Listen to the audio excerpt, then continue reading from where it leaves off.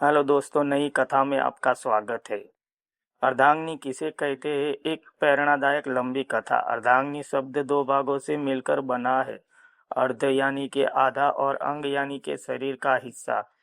हिंदू परंपरा में पत्नी को अर्धांगिनी कहा जाता है क्योंकि वो केवल जीवन साथी नहीं बल्कि पति के जीवन का आधा हिस्सा मानी जाती है।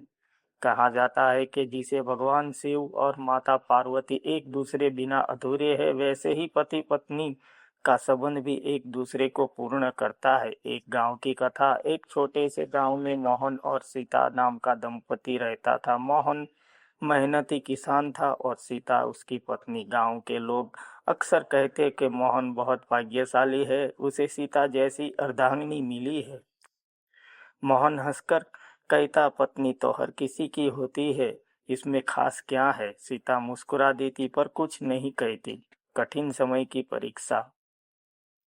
एक वर्ष गांव में भयंकर सूखा पड़ा, खेतों में फसल नहीं उगी। मोहन निराश हो गया। उसने कहा, अब सब खत्म हो गया, हमारे पास कुछ नहीं बचा। सीता ने शांत स्वर में कहा, जब तक हिम्मत है तब तक सब कुछ है, मैं तुम्हारे साथ हूँ।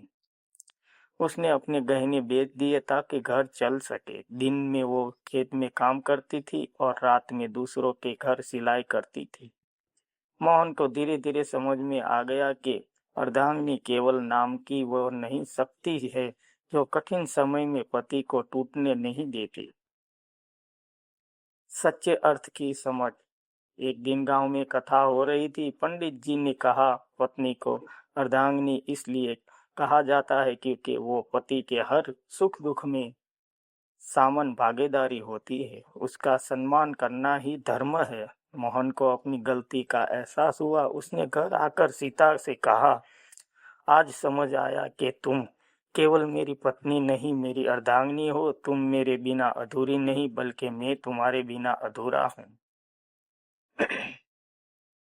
सीता की आंखों में खुशी के आंसू आ गए। धार्मिक दृष्टि। शास्त्रों में भी पति पत्नी को एक ही आत्मा के दो रूप कहा गया है। जैसे राम और सीता ने वनवास में हर कठिनाई का साथ जोली, वैसे ही सच्ची अर्धांगिनी हर परिस्थिति में साथ निभाती है। अर्धांगिनी वह है जो पति के जीवन की साथी ही नहीं, उसकी शक्ति भी हो, जो सुख दुख में हंसे और सुख दुख में सहारा बने, जो केवल घर संभाले नहीं बल्कि परिवार को जोड़कर रखे, जो सम्मान और प्रेम की अधिकारी हो।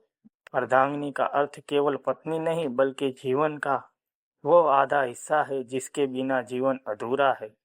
जहाँ पत्नी का सम्मान होता है वहाँ घर में खुश, शांति और समृद्धि का वास होता है।